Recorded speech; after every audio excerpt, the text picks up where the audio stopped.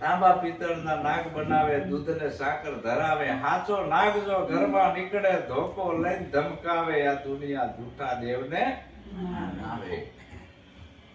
એ તાંબા પિત્તળના નાગ તમારું કલ્યાણ કરે. હવે આપણે આવી માન્યતાઓ પકડી લીધી છે. તે સાચા ભગવાન કોણ છે આપણા, એની ગમ નથી. આપણી આ કાયા આમાં અડધો ભાગ માનો, અડધો બાપનો, બીજા એટલે ભગવાનનો નથી. ડિલેટ મારી દેવાના મગજની મેમોરીમાંથી. પહેલા ગુરુ માતા પિતા, રક્ત બુંદ કા વહી હે દાતા. આપણા મા બાપ છે એ આપણા ભગવાન છે. આ તો કે માવતર મળો કે ગોગા જેવા મળજો. આયા ઈ તને નથી ગમતા?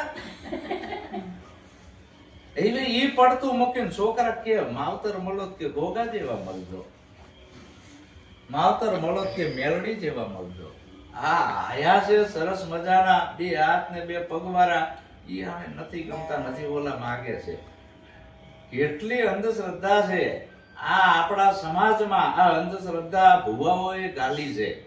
અને આપણા ગઈઠિયાઓ અંગૂઠા સાપ હતા, એને કોઈ સંત પાસે જીયા નહીં, એમને ભુવાનો સંગ કર્યો, ટામણ ટુમણિયાનો સંગ કર્યો. હજી એમાં ભરાઈ જેલા રહેવી છે ને હજી બીક છે, પડક છે કે મને કંઈક થઈ જશે, આ નહીં કરું તો મને કંઈક થઈ જશે. તો આમાંથી જયારે તમે બહાર નીકળો ત્યારે ગુરુના બાળક કહેવાય. ગુરુને કાંઈ આમાં લેવાનું નથી, ગુરુને આપવાનું છે. ગુરુને એમ કે આનો એક ભવ સુધરી જાય, 71 પેઢી તરી જાય. બાકી ગુરુને બીજો કોઈ સ્વાર્થ હોતો નથી.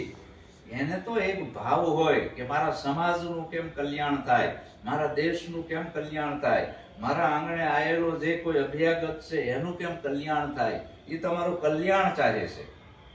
એ કોઈ દી કોઈનું બુરું કરે નહીં. સંત બડે પરમારથી, શીતલ ઉનકા અંગ, તપત બુઝાવે ઓરન કી દે દે અપના રંગ. સદગુરુ કરાવવાથી ગઈઢા હોય તો જુવાન ના થવાય, ઈ વેમમાં નહીં રહેવાનું. સદગુરુ કરાવવાથી આપણને રોગ થયો હોય ના માટે ઈ વેમમાં નહીં રહેવાનું, દવાખાને જતું રહેવાનું.